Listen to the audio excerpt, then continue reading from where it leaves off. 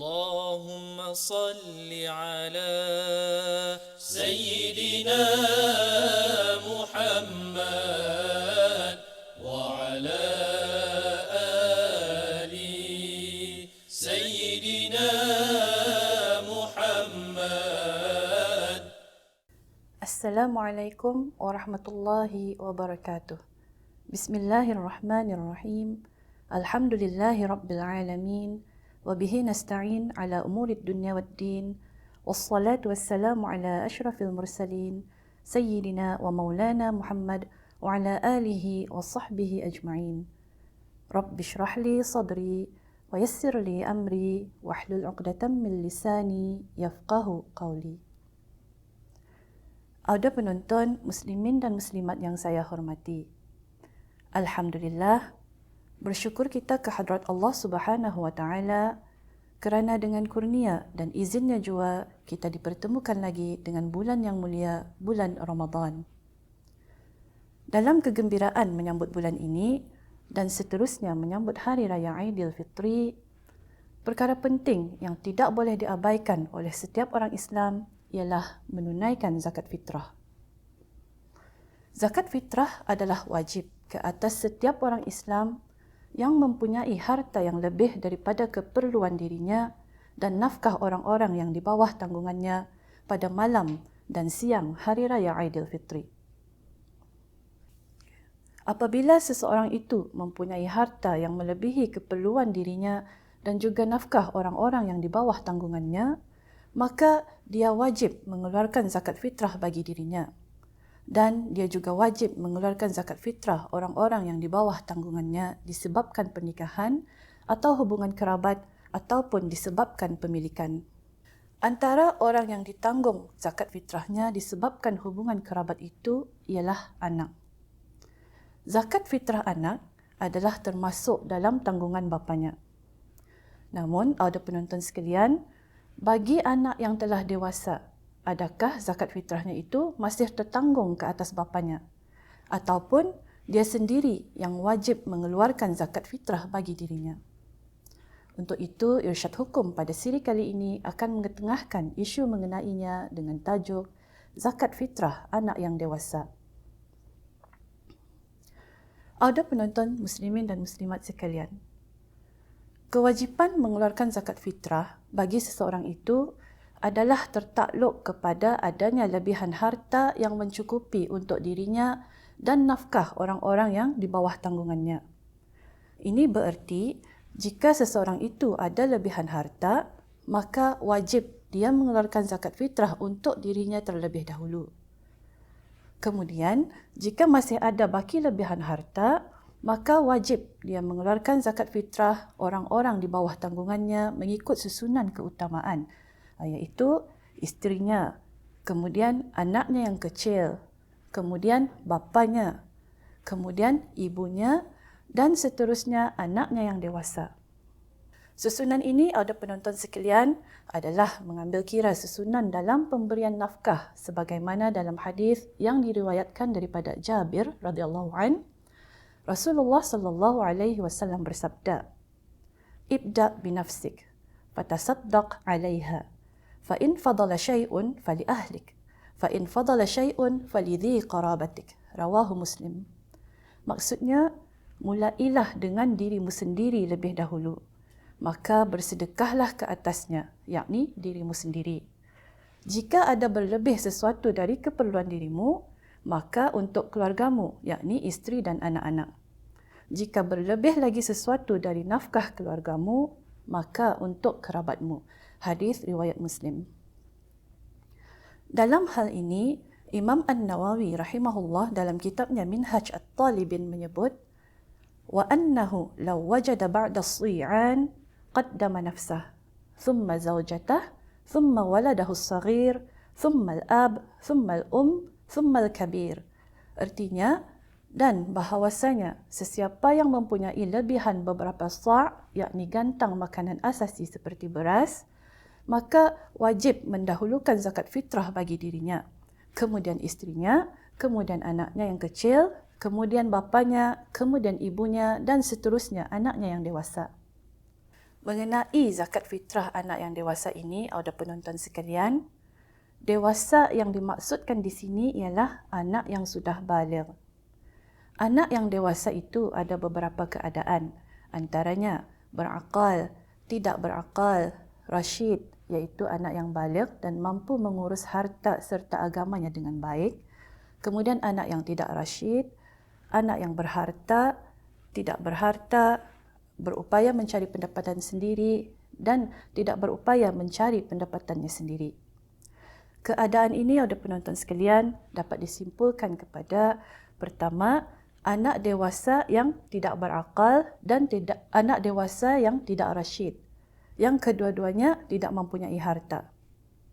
Dalam keadaan ini, zakat fitrah mereka adalah ditanggung oleh bapa mereka kerana nafkah mereka adalah ditanggung oleh bapa mereka seperti mana anak yang kecil dan ini tidak memerlukan kepada keizinan mereka. Kemudian kedua, anak dewasa yang tidak berakal dan anak dewasa yang tidak rasyid. Tetapi kedua-duanya mempunyai harta. Dalam keadaan ini, tidak wajib ke atas bapa mereka mengeluarkan zakat fitrah mereka. Tetapi pembayaran zakat fitrah tersebut diambil dari harta mereka seperti mana zakat fitrah anak kecil yang mempunyai harta. Walau bagaimanapun, ada penonton sekalian, sekiranya pembayaran zakat fitrah itu menggunakan harta bapa mereka, hukumnya adalah harus dan gugur kewajipan mengeluarkan zakat fitrah anak tersebut. Pembayaran zakat fitrah mereka itu juga tidak memerlukan kepada keizinan mereka. Kemudian yang ketiga, anak dewasa yang berakal lagi rasyid tetapi tidak mempunyai harta dan tidak berupaya mencari pendapatan sendiri. Dalam keadaan ini, zakat fitrahnya adalah ditanggung oleh bapanya kerana nafkahnya masih ditanggung oleh bapanya. Sebagaimana dinyatakan oleh Imam Ibn Hajar Al-Haytami rahimahullah dalam kitabnya Tuhfatul Muhtaj, "Thumma al-kabir al-ajiza 'anil kasab." Artinya, kemudian susunan orang yang di bawah tanggungan dalam pembayaran zakat fitrah ialah anak dewasa yang lemah, yakni tidak berupaya mencari pendapatan. Maksud lemah atau tidak berupaya mencari pendapatan di sini, ada penonton, sebagaimana yang dijelaskan oleh Imam Asy-Syarwani rahimahullah, adalah anak dewasa yang ditimpa sakit berlarutan sehingga mengakibatkannya lemah pergerakan, ataupun dimaksudkan juga di sini dengan anak dewasa yang gila. Jika keadaan anak itu tidak sedemikian, tidak lemah atau tidak gila, maka menurut pendapat Al-Asah, tidak wajib ke atas bapanya menanggung nafkahnya. Kemudian yang keempat, ada penonton sekalian, anak dewasa yang berakal lagi rasyid, yang mempunyai harta atau berupaya mencari pendapatan sendiri. Dalam keadaan ini, tidak wajib ke atas bapanya mengeluarkan zakat fitrahnya kerana nafkahnya tidak wajib ditanggung oleh bapanya.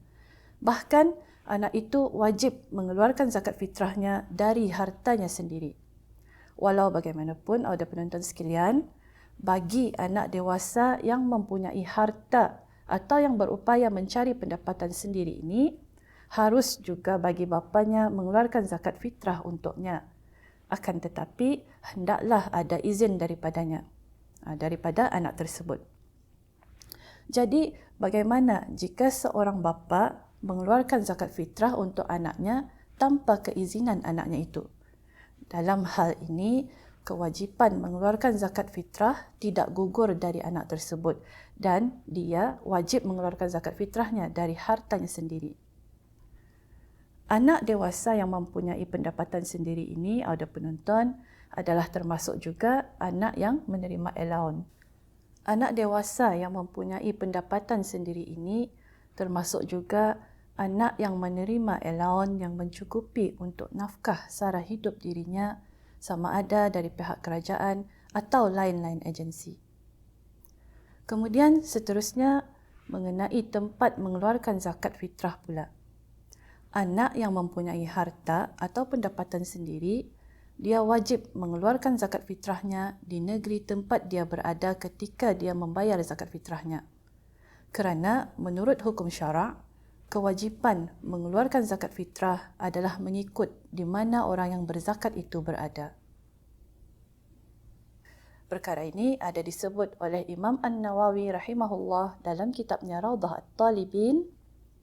Wa amma zakatul fitr idza kana maluhu bi baladin wa huwa bi akhar fa ayyuhuma yu'tabar wajhan asahhuhuma bi baladil malik. Qultu walau kana lahu man talzamuhu fitratuhu wa huwa bi balad fadh-dhahir anna al-i'tibara bi baladil mu'adda'an. Artinya, dan adapun zakat fitrah, jika hartanya berada di suatu negeri dan dia berada di negeri yang lain, maka yang mana satu antara keduanya diambil kira? Ada dua pendapat. Namun pendapat yang asah antara keduanya ialah di negeri pemilik harta itu berada. Saya, yakni Imam An-Nawawi berkata, sekiranya ada baginya orang yang wajib dibayarkannya zakat fitrahnya, sedangkan dia berada di negeri lain, maka menurut pendapat Al-Zahir, bahawa yang diambil kira ialah zakat fitrah dibayar di negeri orang yang wajib dibayarkannya itu berada. Wallahu a'lam bis-shawab. Ada penonton, muslimin dan muslimat sekalian, demikianlah penjelasan tentang kedudukan zakat fitrah anak yang dewasa. Semoga apa yang disampaikan ini dapat memberi manfaat kepada semua. Untuk akhirnya saya sudahi dengan aqulu qawli hadza wa astaghfirullah li wa lakum wa billahi at-taufiq wal hidayah. Wassalamu alaikum warahmatullahi wabarakatuh.